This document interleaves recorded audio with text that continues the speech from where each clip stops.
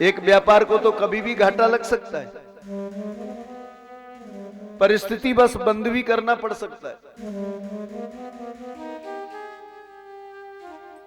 वो व्यवसायी कहलाता है जो कभी अपने व्यापार से संतुष्ट न हो। जिस ब्राह्मण ने असंतोष कर लिया वो ब्राह्मण नष्ट हो गया, जिस व्यापारी ने संतोष कर लिया वो व्यापारी नष्ट हो जाता है।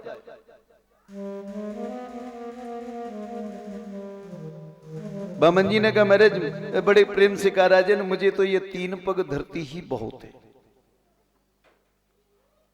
संकल्प दे दिया तो शुक्राचार्य जी ने कहा ठहर राजन, ठहरो राजन।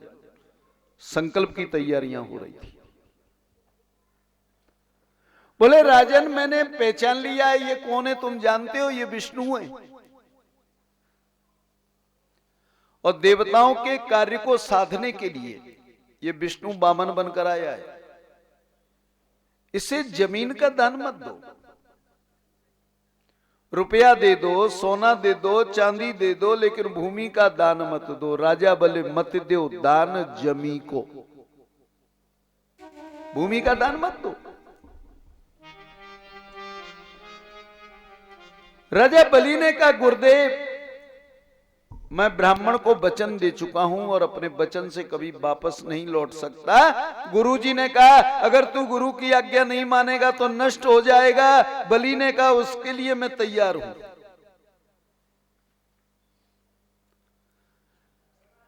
इस ब्राह्मण को दान देने के बाद मेरा सर्वस्व चला जाए तो उसकी भी मुझे कोई परवाह नहीं है, लेकिन ब्राह्मण को दिए हुए वचन को मैं वापस नहीं लौटा सकता। ओ मत दे दान जमी को रे राजा बलि, मत दे दान जमी को रे राजा बलि, मत दे दान जमी को राजा बलि। यही नहीं हर नाम कुछ पूछ लो है, यही नहीं हर नाम कुछ पूछ लो है। बन की सिर बलि को राजा बलि, मत देना को राजा बलि।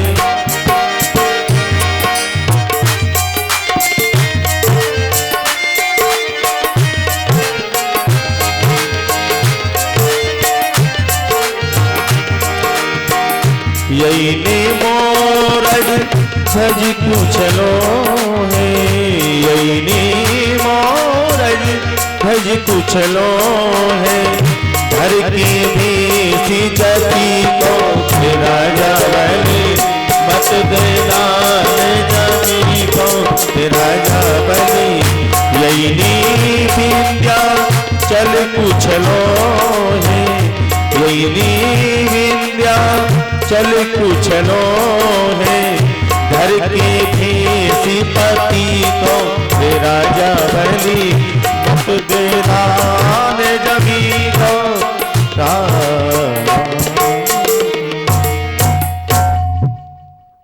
शुक्राचार्य ने समझाया गुरु की शिक्षा हो शिष्य के लिए, लेकिन इस शिष्य ने गुरु की शिक्षा को नकार दिया। मैंने ब्राह्मण को वचन पहले दिया है और उस ब्राह्मण को दिए गए वचन से मैं वापस नहीं लौट सकता राजा महात्मन। बोले नष्ट हो जाओगे। बलि ने कहा इसके लिए मैं तैयार हूं।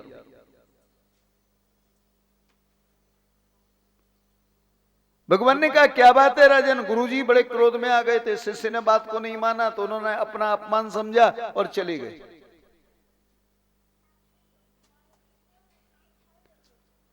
क्रोध में निकल गए वहां से। भगवान नारायण ने कहा भैया क्या बात है राजन, अरे दान देना है कि नहीं देना है।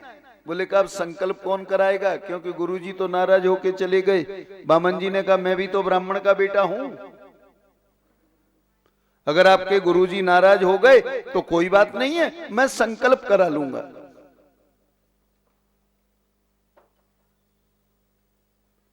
मैं भी तो संकल्प जानता हूं। अजी महाराज भगवान वामन ने कहा हाथ में जल ले लो। जल के पात्र को उल्टा किया, उसमें से जल नहीं निकला। भगवान ने कहा इसको नीचे रखो, कुछ फंस गया है। तो एक कुसा ले ली और कुसा लेकर उसकी टोंटी में डाल दी, जल निकलने लगा। देखिए, संकल्प जब तक नहीं माना जाता जब तक आप हाथ में जल न ले लें। बिना जल के संकल्प पूरा नहीं होता। चाहे रुपया आप कितना भी रख दो, कितना भी सोना रख दो, दान जब ही माना जाएगा, संकल्प जब ही माना जाएगा जब उसमें जल होगा। आप खाली जल लेकर के भी संकल्प छोड़ दोगे तो मान्य हो जाएगा। शुक्राचार्य जी ने कहा जब जल ही नहीं निकलेगा तो संकल्प पूरा नहीं माना जाएगा। भगवान समझ गए, सो झट से नीचे रखा पात्र को, जो टोंटी में एक कुसा डाली, जल निकलने लगा। नारायण ने संकल्प ले लिया, 3 पग भूमि का। शुक्राचार्य जी आकर क्रोध में खड़े हो गए। शुक्राचार्य जी ने कहा तुमने मेरे पेट पे भी लात मारी, मेरे भी अधिकार छीन लिए। अरे ये यजमान मेरा है, इसे संकल्प कराने का मेरा अधिकार है। बामन जी ने कहा क्या मैं ब्राह्मण का बेटा नहीं हूं? मैं भी तो संकल्प जानता हूं। देखें तो शुक्राचार्य जी की आंख से खून की धारा बह रही थी। बलि ने पूछा गुरुजी ये क्या हो गया? तो बड़े क्रोध में थे, बोले ये सब इसने किया है। बामन जी ने कहा मैंने क्या किया है राजन, ये तो इनके कर्मों का फल है। राजा बलि 2 ब्राह्मणों के बीच में फंस गए। बोले देवता मैं नहीं जानता, अपनी कथाएं आप जानो, लेकिन मैं गुरुजी से पूछ रहा हूं ये एक आंख में इतने रक्त की धारा बह रही है। बलि ने, शुक्राचार्य जी ने कहा तुमने देखा नहीं, इसने कुसा डाल करके मेरी आंख को फोड़ दिया था। बलि ने कहा इन्होंने तो कुसा कमंडल की टोंटी में डाली थी, जलपात्र में। बोले उसके भीतर मैं ही तो बैठा था कि जब संकल्प जल नहीं निकलेगा तो संकल्प नहीं होगा। बोले क्या देखो गुरुजी, दान में, बामन जी ने कहा राजन दान में धन लग रहा है तुम्हारा, लेकिन तकलीफ इसको हो रही है, जलन इसको हो रही है। परिणाम क्या हुआ? एक दरवाजा हमेशा हमेशा के लिए बंद हो गया, शुक्राचार्य बन गए। अगर कोई दान देना चाहता है वो आपसे पूछे कि क्या देना चाहिए, पहले ही कह दो भैया हम नहीं जानते, तेरी श्रद्धा है, ये तो तुम्हारी श्रद्धा है, तुम्हें क्या देना है। अगर हमने कम बता दिया तो ब्राह्मण को तकलीफ होगी, और ज्यादा बता दिया तो यजमान कहे भैया ये तो इनके सहयोग में आ गए ब्राह्मण के में, जो मुझे लूटना चाहते हैं। अगर किसी को दान देने से रोकोगे तो ये ध्यान रखो दूसरे जन्म में शुक्राचार्य बनोगे, ये शास्त्र कहता है। दान बड़ी मुश्किल से होता है। दान करने के लिए दिल चाहिए, हृदय चाहिए, बहुत मुश्किल से होता है। दान देने में हाथ कांपता है। दान देना वो होता है कि उठाया और दे दिया, जाओ।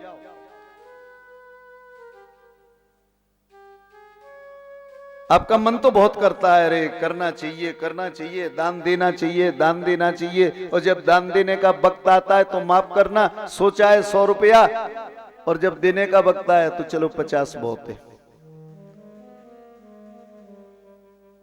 पहले 100 देने की कोशिश की थी, मन में आया था अरे 100 रुपए हम दे देंगे, 100 रुपए दे देंगे। जब दान लेने वाले पहुंच गए, ठीक है भाई आप अपने 100 लाइए। अरे भाई 100 तो बहुत हो जाएगा। तो बोले क्या चाहिए? अब मन में सोचता है 50 दे दूं। एक मन कहता नहीं नहीं नहीं 50 भी ज्यादा है, और कम करो। जब देने का वक्त आता है तो 10 ही देगा। ये बिल्कुल सच्चाई की है। मैं आपकी नहीं कह रहा, मैं मेरी कह रहा हूं। जब देने का वक्त आएगा, अरे इतने ही होते हैं, और पहले मन होगा ऐसा नहीं ऐसा करो। दान बड़ी मुश्किल से निकलता है। अच्छा, एक बात और ध्यान रखो,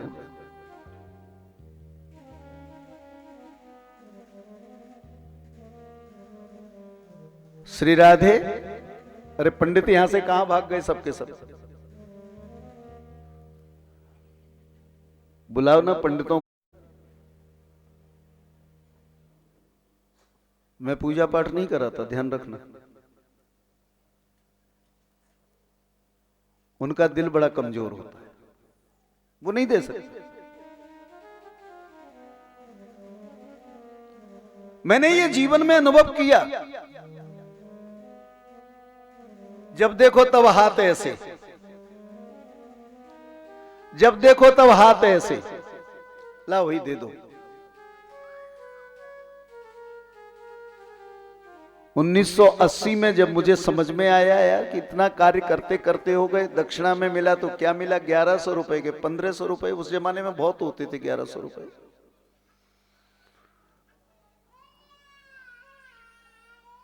पूरे इतने दिन बिताए, बैठो, इतने दिन हमने काम किया और मिला कितना, 1100 रुपया। बस मन में आया, मैंने आज के बाद हाथ ऐसे नहीं करूंगा। मैंने 1980 से ही ये पूजा पाठ के काम सब छोड़ दिए। कई लोग आए, महाराज हमारा ये काम करा दो, ये पूजा करवा दो, ये अनुष्ठान करवा दो। तो अब स्थिति हो गई कि मेरे पास कोई छोटे मोटे काम के लिए तो आता ही नहीं था, कोई बात ही नहीं करता था, बोलता भी नहीं था। आचार्य जी आए तो कोई बड़ा काम हो, बहुत से लोग बुलाते भी थे, देख भाई आऊंगा तेरे घर में, बैठा रहूंगा, मैं करूंगा कुछ नहीं।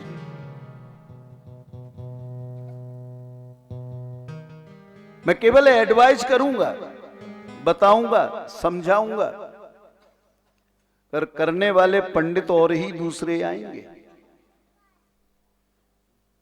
मैं नहीं करूंगा। वो कहते हैं आप तो आके बैठ जाओ, बस अपने सामने आपके सानिध्य में हो जाए। अब बेचारे पंडित जो हैं 8 दिन मेहनत करते हैं, दक्षिणा ज्यादा से ज्यादा मिल गई, कोई दमदार मिल गया तो 11,000, और हम जाके बैठ गए सीधे सीधे, 8 दिन बैठे रहते हैं, कुछ करते नहीं है। फिर भी उसकी मजबूरी है, हमको तो उसे 51,000 देना ही पड़ेगा, क्योंकि महाराज जी आ गए हैं।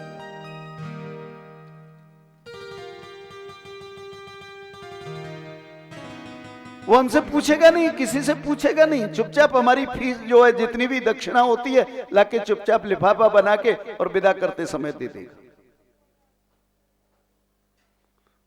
मैंने भगवान से कहा मैं हाथ फैलाऊंगा नहीं किसी के आगे, चाहे मेरे से काम बंद करा दो।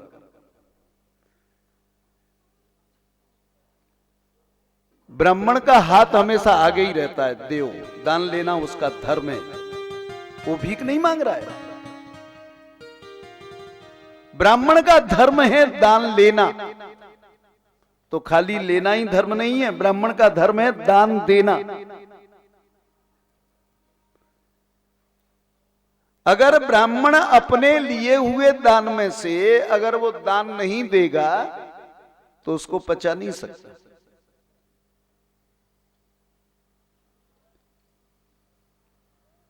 एक बार दान लेने पर 1.25 लाख गायत्री का जप ब्राह्मण को करना ही पड़ता है, तभी उस दान को पचाने की उसमें क्षमता होगी। अब ब्राह्मण गायत्री के जप तो करते नहीं है, बस दे दो दे दो दे दो। परिणाम क्या होता है, वो पूरा का पूरा पैसा किसी अच्छे काम में नहीं लगता, या तो डॉक्टर के यहां चला जाएगा या राजसी विवाद में चला जाएगा। जो सात्विकता से दान लेता है और सात्विकता से देता है, उसके जीवन में फिर कभी कोई व्यवधान नहीं आता।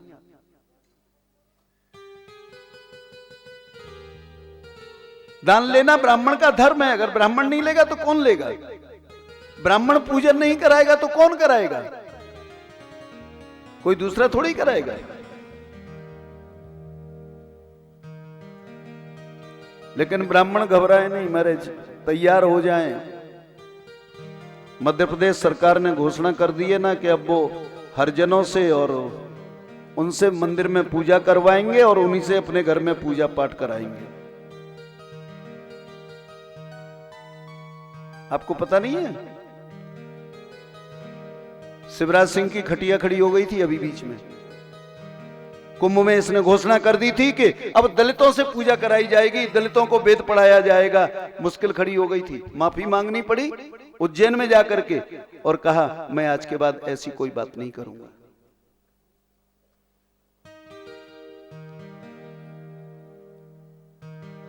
वेद पढ़ना ब्राह्मण का धर्म है, उसका कर्तव्य है। तो इसका अर्थ ये नहीं है कि और कोई किसी वेद को ना पढ़े। वेद को पढ़ने की क्षमता उसमें होना चाहिए ना।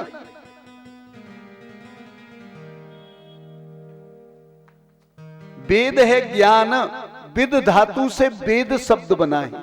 विद माने जानना, विद माने ज्ञान।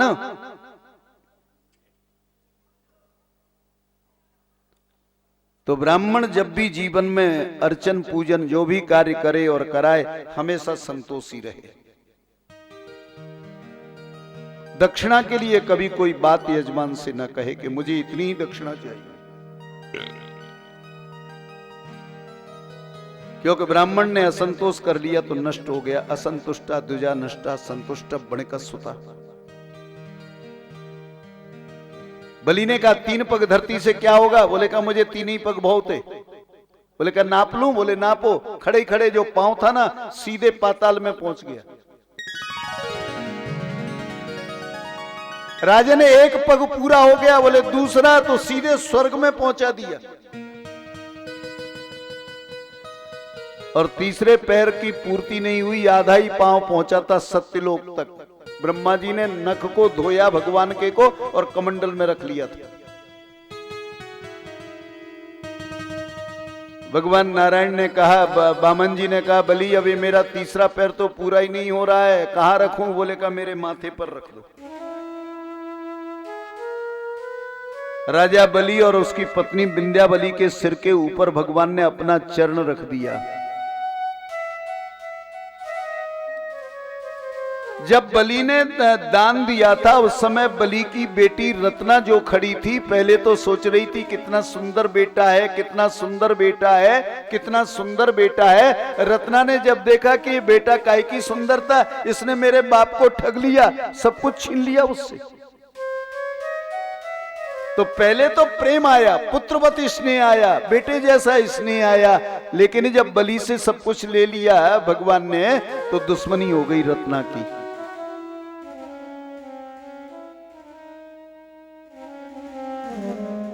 जो स्वर्ग था देवताओं को दे दिया भगवान ने। भगवान जानते थे कि बलि तो मुझसे कुछ मांगेगा नहीं, इसलिए विंध्याबली से पूछते हैं। स्त्री का जो हृदय है ना वो बहुत कमजोर होता है। हमारे स्त्री का जो दिल है ना वो कमजोर होता है। लेकिन ऐसा नहीं कहूंगा, कुछ स्त्रियां बहुत दमदार होती हैं, और वो भी दान के मामले में। पति एक बार को नहीं कर पाएगा, वो अगर पति आज्ञा नहीं देगा तो ठीक है, पूछ लेगी और चुपचाप चोरी छुपे कर देगी, पता भी नहीं चलने देगी। लेकिन कुछ स्त्रियों का हृदय कमजोर होता है। अरे इतना दान करेंगे तो हमारा इतना पैसा चला जाएगा।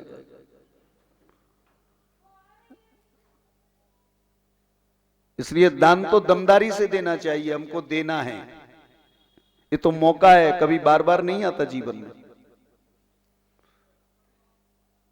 इसलिए दान करें। ब्राह्मण के दोनों काम है, दान लेना और दान देना।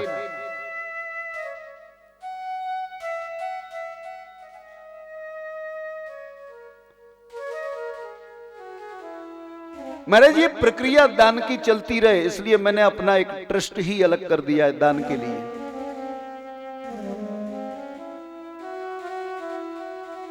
ट्रस्ट बना दिया है। मेरे इस कमाई का जो भी धन आता है वो पूरा उसमें जमा होता है, ट्रस्ट में जाता है। मैं किसी को भी दे सकता हूं और ले सकता हूं, क्योंकि वो ट्रस्ट है।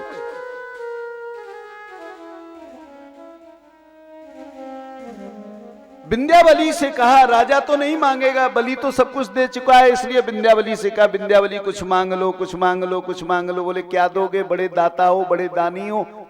भगवान ने कहा इसमें कोई सके, मेरे जैसा दाता कोई दूसरा संसार में नहीं है। सारी दुनिया के लोग मुझसे आकर के मांगते हैं। हम किसके आगे हाथ फैलाते हैं? भगवान के।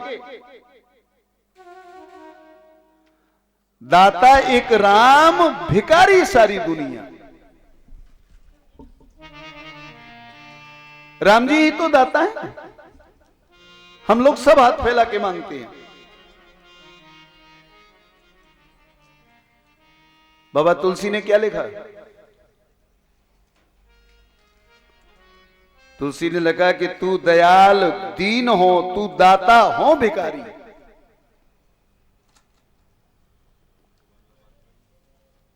भगवान के आगे सब हाथ फैलाते हैं, लेकिन आज भगवान हाथ फैला रहे हैं।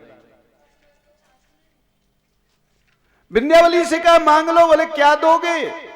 बोले जो तुम मांगोगी। विंध्यावली ने कहा बड़े दानियों जैसी बात कर रहे हो। बोले कहा हाँ ये सच है, सारी दुनिया मुझसे मांगती है। विंध्यावली ने कहा नारायण अहंकार मत करो,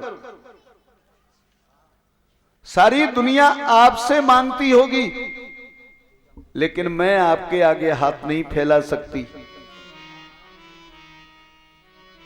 क्योंकि आप मेरे दरवाजे के भिखारी हो। भिक्षाम देही आपने आकर के कहा, और मेरे पति ने आपको बहुत कुछ दे दिया। मेरे पति ने आपको दे दिया, आपने मांगा उन्होंने दे दिया।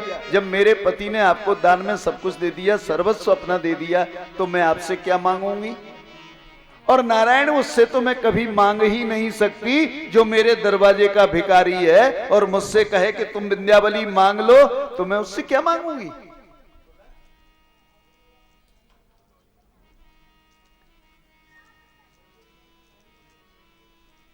बोले क्या दे सकते हो? भगवान ने कहा मांगिल राज तिहुपुर को। विंध्यावली चाहो तो तीनों लोगों को वापस मांग लो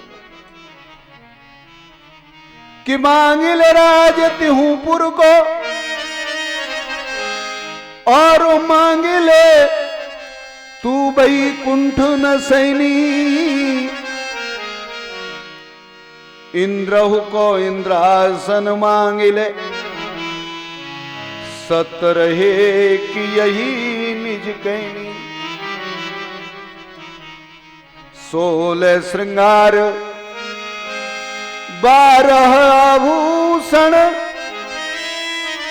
यौवन वेश नई रजधानी। 12 बार तो विष्णु कहें, कोई मांग न होए सो मांगी ले रानी। जो तुम मांगोगी मैं तुम्हें दे दूंगा। विंध्यावली ने कहा नारायण दानी होने का इतना बड़ा अहंकार मत करो कि जो मैं मांगूंगी आप दे दोगे। आपने ये कैसे समझ लिया कि मैं आपसे मांगूंगी? ये सोच करके कि स्त्री का हृदय कमजोर होता है। अब हमारे पास कुछ रहा नहीं तो हम इस दुख को सह नहीं पाएंगे।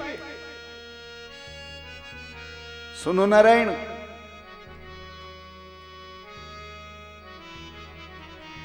हरिले हारे दई धरणी, और फेर न पाऊं धरो मगमाई। चकई न रहनी जो त्याग दई, निज कंत को हेरत शत्रु की नाई। जब चकवा चकवी ने रात्रि को मिलना बंद कर दिया है, तो फिर भगवान हम आपसे कैसे मांगे? वो अपनी प्रतिज्ञा नहीं तोड़ सकते, तो हम अपनी प्रतिज्ञा कैसे तोड़ लें? चकई ने रहनी जो त्याग दई, निज शत्रु को हेरत शत्रु की नाई। अपने पति को रात्रि के समय चकवी जो है अपना दुश्मन समझती है। एक पिंजरे में बंद कर दो चकवा और चकवी को, वो आपको एक साथ बैठे हुए नहीं मिलेंगे। चकवा एक कोने पर बैठे होगा और चकवी एक कोने पर बैठी होगी। बाबा तुलसी ने उदाहरण दिया है, संपत्ति चकई भरत चक, मुनिया सुखिलवार, और तैनिस आश्रम पिंजरा, राखे भाविनुसार। चकई ने रहने जो त्याग दई, निज कंत को हिरत शत्रु की नाई। ऐसे ओ दानी हते कब के प्रभु, बड़े दानी हो। अगर आप में दान देने की क्षमता होती, नारायण आप दानी होते, तो कभी जो है मेरे पति के आगे हाथ फैलाकर नहीं कहते कि भिक्षाम देही, कि ऐसे ओ दानी हते कब के प्रभु, मोपिय बाह पसारत नाही, और उलट के गंगा पछा को बहे, पर मंगन पे हम मांगत नहीं। विंध्यावली ने कहा मेरे दरवाजे का भिखारी मुझे क्या देगा, मैं उससे क्या मांगूंगी? विंध्यावली ने कहा नारायण, आपके जैसा दयालु कोई दूसरा संसार में नहीं है।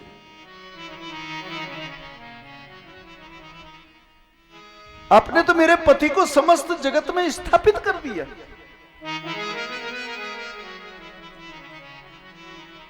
हमारा क्या था जो हमने आपको दिया है? त्वदीय वस्तु गोविंदम और तुभ्यम में समर्पित। नारायण ये तुम्हारी वस्तु थी और तुमने हमसे मांग ली, हमने तुमको वापस दे दी। हमारा स्वयं का कुछ नहीं था, आपने अपनी वस्तु को मांगा। मेरे पति ने आपकी वस्तु आपको वापस दे दी, लेकिन सारे संसार में आपने मेरे पति को स्थापित कर दिया।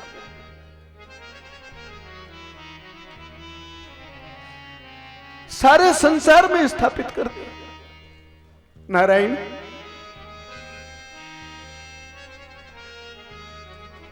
तुम्हारे जैसा कोई दयालु संसार में नहीं है।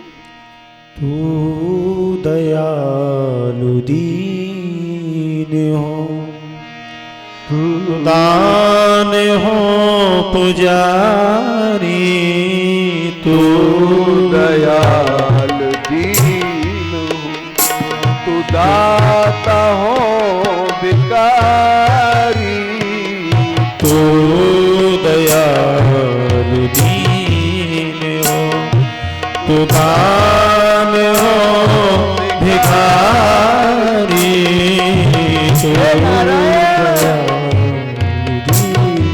तुम्हारे जैसा दयालु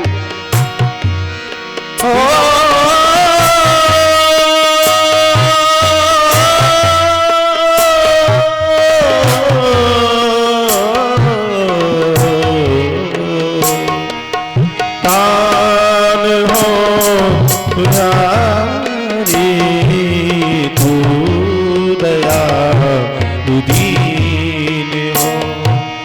हे प्रसिद्ध